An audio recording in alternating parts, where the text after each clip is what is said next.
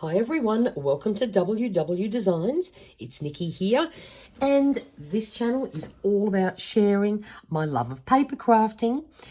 Now, in my last video, the video before that, I've decorated the cover of my journal.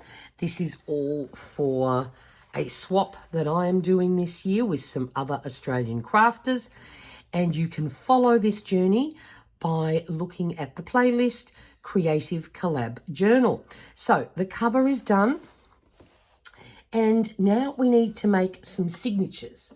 So I have been through my stash, and I just thought I would share with you my process for selecting papers and how I put them together. So the first thing I've done, I'm just going to move this down here just for a minute, just so I can show you the 3 papers I chose for my covers, as I'm actually going to put 3 signatures in here. So this is the first one. Nice shells inside. We'll pop that down there. The next one, I've had this in my stash for years, and I think the colours and pattern is absolutely perfect for this style of journal I'm making. So that's number 2. And then number 3, had this one in my stash. It's only printed on one side, and so just to tone down the bright white, I sprayed this side with some coffee. And that's number 3. So I'll show you what I have collected. Now, this is the shopping bag that I used to put inside my cover. I glued 2 pieces together to give it a little bit more strength, but I had this little bit left over, and I don't mind the blue spot in there. I'm sure we can put some form of decoration in that. So that's going to be 1 page. Found this lovely ocean paper in my stash. It's a little bit too wide, so I've just folded that over, and we'll create a little tuck spot there. Another piece, this had a bung corner, so I just cut it off and I've created it into a large sort of tag. Here's another couple of scraps that I've put together. I just glued them together.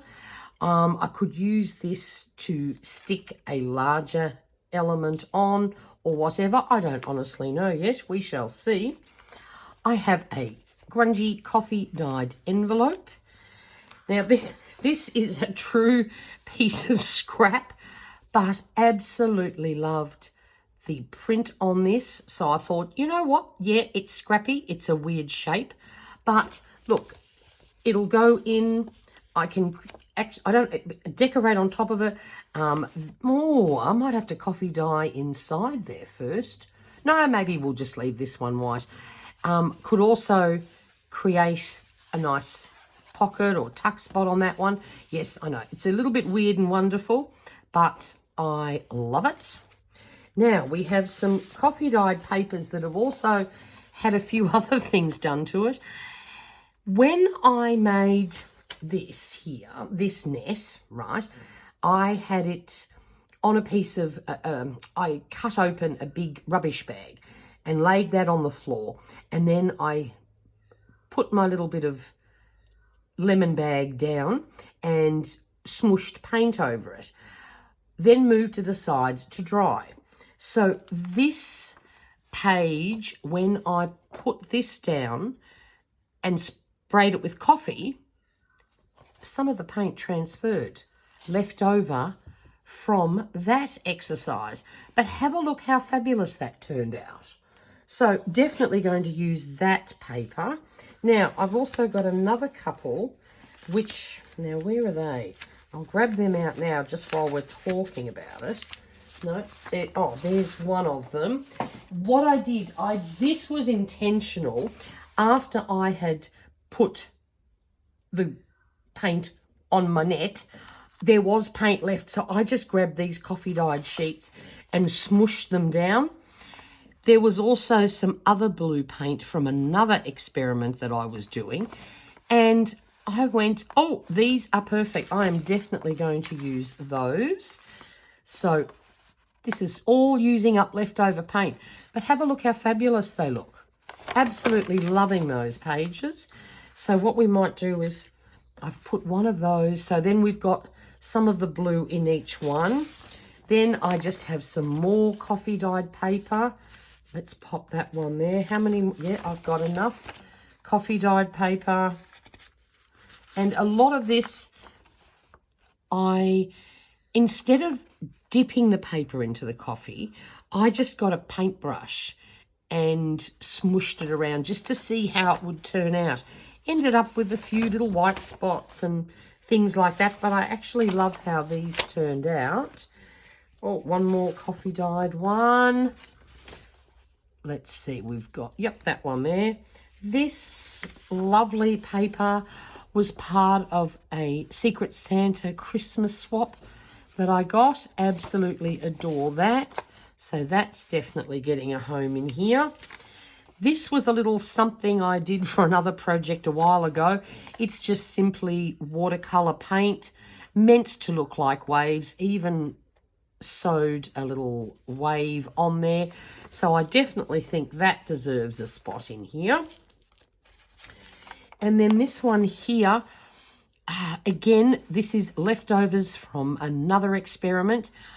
I had some leftover paint, and I had some of, you know, that wool that looks like that feather, what do they call, eyelash trim, eyelash wool. I think that's what they call it. And so I threw it into this bit of leftover watercolor paint, and then I just smooshed it all over a page. Like how that turned out too. So we'll definitely add that one in. Then I had a crumpled bag. This is just one of these little cheapy lunch bags. So we'll pop that in here. And another piece, which again, I've just created a little tuck spot just for interest. You know what? I'm not going to coffee dye that. We're going to leave that. Now, I've noticed I'm slightly uneven here. I think one is going to be a bit short. I may even find something else to add in these. So let's have a look. So then you have to decide what order to put them in. What I would like one of these coffee dyed papers in the middle. I do like a center spread to be quite basic and not too patterned, so that you can create whatever you want on it. So I'm actually going to do these from the center out. So we're going to have our coffee dyed paper, then a bag, then we might, let's see, what if we throw that one in? Oh, I like that because that creates good contrast. Then we'll have another coffee dyed paper. We might put this fun little creation in there. And I'm going to pop that right in the middle so that when I sew these in, this definitely actually gets caught in the creation. Then I think we'll use the shopping bag. And then this piece of fabulousness. And then this one. So that I've sort of got all sorts of different shapes and sizes. And that's my first one, ready to go. So we need to pick a centerpiece. And I'm seriously thinking I would love this dark blue in the middle. So let's use that. Then we might add coffee dyed. Now you'll notice I haven't used your traditional book pages and music sheets. Apart from the fact that I didn't think that was appropriate or needed for the style of journal I'm building, I can use book pages later if I want to create pockets and all sorts of things for some contrast. So you'll see I have just completely ignored them for this particular journal. You don't always have to use those traditional things. I'm certainly not. There we go. Oh, see, I like that little layering happening there. Then we might put this one here. Then hang on. Now, wait a minute. I've got 2 with the little fold over bit. I think we might do a bit of a swap out here so that both of those are not in there together. How about, yeah, okay, so we'll just swap things out a bit. This is how I do things. It can take me forever sometimes to figure out how I'm going. Oh, see, now that works well too. Okay, and there's the second one done for now, until I change my mind yet again. Now, this guy's a little shy. Yes, I think I might have to go through my stash and find something else. See, how many have we got in here? Let's have a look. We've actually got 1, 2, 3, 4, 5, 6, 7. How did this one end up so short? You know what we're going to do, though? Instead, I think, let's take, no, I like all that. I'll see, this is what happens. It can take hours to get this right. I think, what if we take this one out? We're going to give that one over there. I think that's a better idea. I like that. All right, that's signature number 2. Then for this one, what I'm thinking, might actually do this one in reverse. We might have this in the center. Yes, I think I like that.